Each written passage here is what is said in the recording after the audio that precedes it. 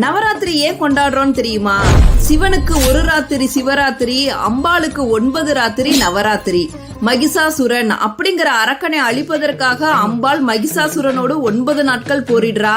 10வது நாள்ல மகிஷாசுரனை வதம் செய்து மகிஷாசுர மர்த்தினியாக வெற்றி வகை சூடிய நாளதான் விஜயதசமியா கொண்டாடுறோம்.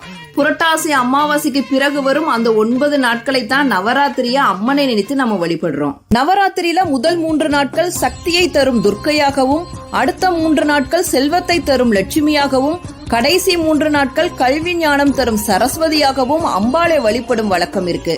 9 நாட்களும் அம்மனோட ஒவ்வொரு அவதாரமாக அலங்கரிக்கப்பட்டு காட்சியளிப்பாள். நவராத்திரி பூஜை இரவு நேரத்துல தான் செய்யப்படும். இந்த பூஜை தேவர்கள் செய்வதாக கருதப்பட்டு இரவு நேரத்துல அம்பாளை வழிபடுகிறார்கள். இச்சாசக்தி, கிரியாசக்தி, ஞானசக்தி ஆகிய 3 சக்திகளையும் ஒரே சமயத்தில் பெறுவதற்காக செய்யப்படும் வழிபாடுதான் இந்த நவராத்திரி வழிபாடு.